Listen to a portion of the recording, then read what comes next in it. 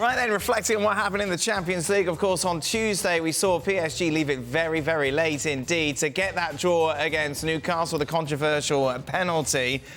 Jules and Frank, Jules, it's the first time you've been on the show since that happened, of course, in the French capital. How are you?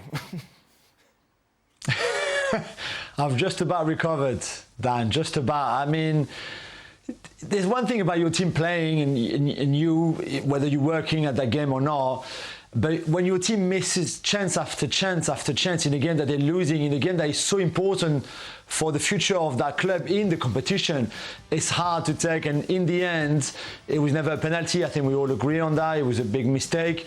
They could have had one before, maybe the golden one on Hakimi, but they certainly should not have been in that position after 97 minutes, considering everything they created, especially in that second half. So it was hard. My heart could hardly take it. Apparently, back home, my dad was behind the sofa. Even one of my sisters could hardly watch. So it was not a nice evening at all.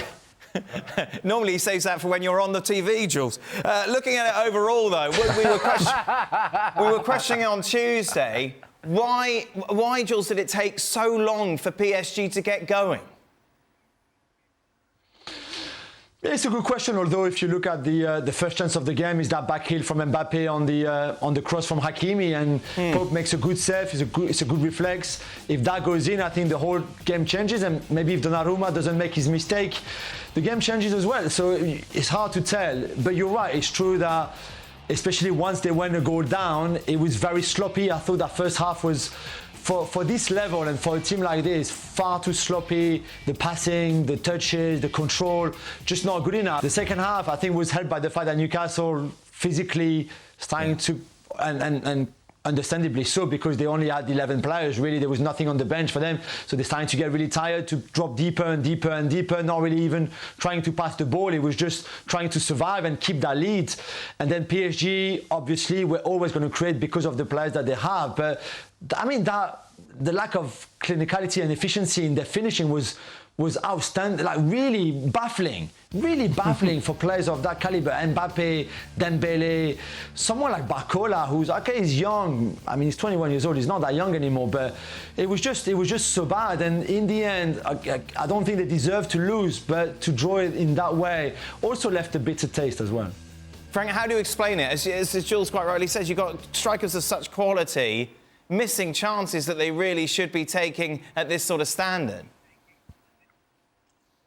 Well, you want to say that they were unfortunate, but when you see again all the chances that they had, you have to admit that they were clumsy, and that's the fact. And you had, I think, 31 chances to score, 31 shots on targets, and you score only on the penalty.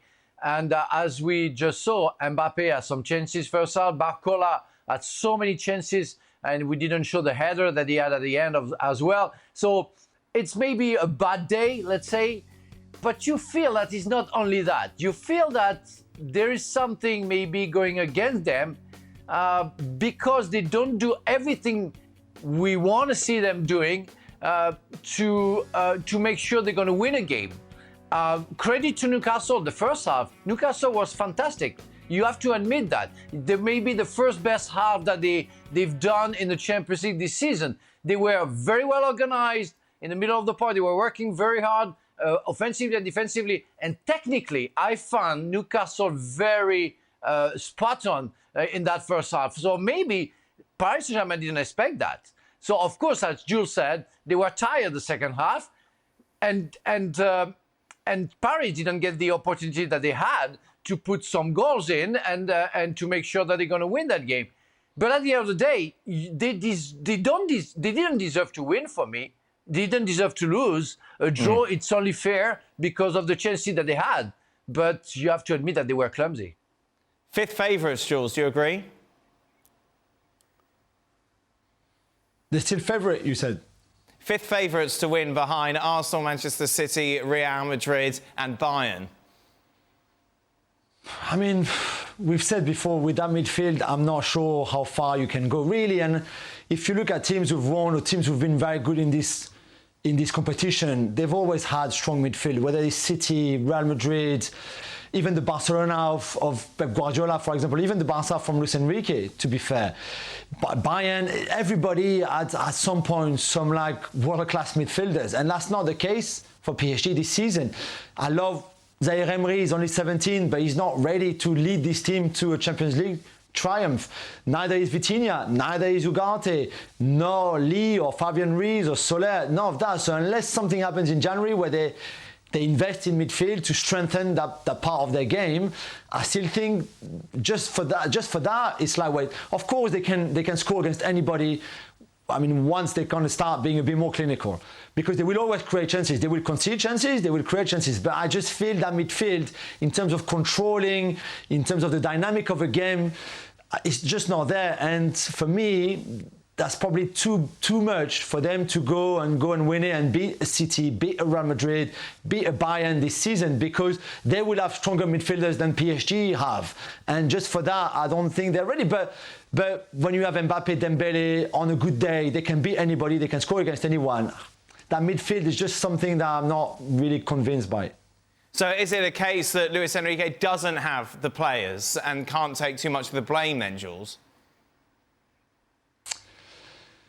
So the players that they signed, from Ugarte to Lee to Dembele, all those players, he wanted them. Could you have spent 60 million on another midfielder than Ugarte, someone with more experience that can bring you that control? Maybe. I think Ugarte is still very young and he will become a really good midfielder, but just not now. That doesn't take away some of the mistakes or some of the choices and the decisions that we've seen Luis Enrique made. You're chasing the game on Tuesday night.